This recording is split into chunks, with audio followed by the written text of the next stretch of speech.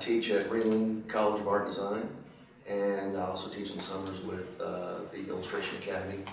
Do gallery work, graphic novels, photography, and everything. So, well, I grew up, I've always wanted to be an artist. I grew up reading comic books, and never thought you could actually really do it, because everybody was giving you grief for being a dreamer and a daydreamer and this and that. And you need to study up and get ready for college. But my parents were supportive, and so went to Pratt Institute and got out and just stayed in New York and pushed the comic thing and the illustration gigs, and luckily kind of stumbled into all kinds of stuff. I mean, when I got into art school, I wanted to, we all wanted to be comic artists, and that was a no-no back then. You were the redheaded stepchild of the redheaded stepchild. So, but Baron Story was one of our teachers, and he got it, he understood it, and was like, hey, go for it, and some of the other teachers did as well. It's just the school wasn't into it. But, so we pursued that, but also found by getting into art school that, my horizons got broadened in a major way, and then I wanted to be a painter. And so studied painting, just went out landscape painting and everything, and basically, because the school really didn't teach us how to do that, because my friend and I switched over to fine art, which was a big mistake, because they were totally like abstract expressionists and all this kind of stuff, and they laughed us out of that department basically. So we just had to go teach ourselves how to paint. And so we did, but we never gave up the comic dream, and so we did get work doing comics, but then also stumbled into gallery work, and I wrote and illustrated my own graphic novels, and most of my projects have generally been self-generated. Other work has come to me, which has been great, but the bigger projects have been things that I sort of self-imposed. One of the reasons I wanted to be an artist was because of Batman.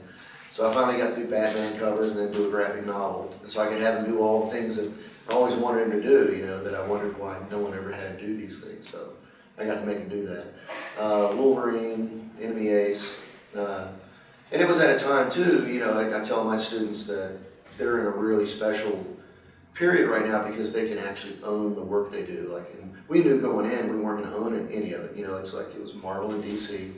And it was work for hire, but it did everything that we wanted it to do. It gave us career, it got our names out there, got us an audience. But now you don't have to do that, it's good. So now the projects that I'm generating have nothing to do with the two major companies or any of the companies. They're things that I want to do and say, and I'm not making any money off of them, but that's never the point anyway. Right. And the fact that there is this amount of time. There's a layering process that begins to happen that I think is vital to the projects, because it just gives them so much more depth, to really be able to reflect on them and plumb the depths and see where the art leads, and being a passenger as much as you are a driver, I think is important. So, when it first started, that was a big deal, and I remember Arnie and Kathy approaching us about the whole thing, and so. And there was nothing like that. I mean, it was just you had the Society of Illustrators, and that was it. So that was here was a brand new venue to actually put the work out there, and so that was a big deal. There's so much. These people are so involved in their work, and the quality level is so high, and that's just it's eye candy for one thing. But then there's just the stories that some of these people are telling with their pictures.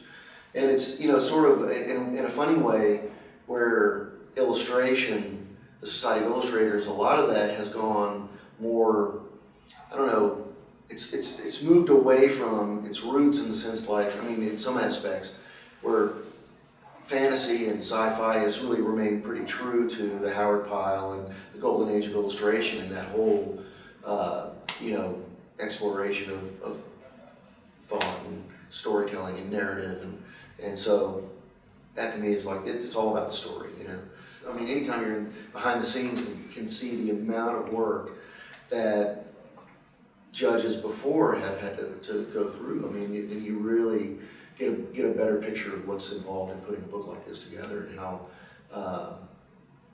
amazing an effort it is.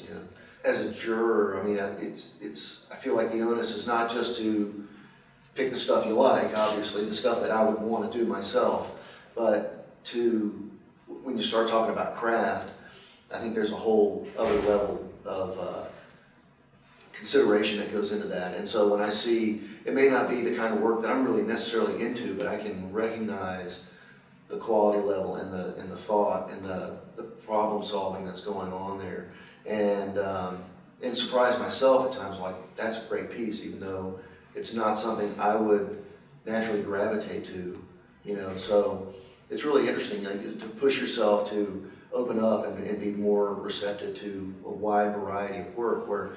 And that's been a sort of a lifetime process too, because as a student and as a young professional, I know we drew lines in the sand. It's like, I can't stand this kind of stuff. I'm never gonna, you know. And but you know, as you mature, you start to realize that, hey, there's no one right way to do this, and that there's some of these other solutions are perfect for the stories that they're telling, you know. And something Baron Story always told us too, that he got from his teacher, which was high resolution content, low res execution, you know, using just what you need. You don't have to pull every trick out of the bag in order to push something, you know.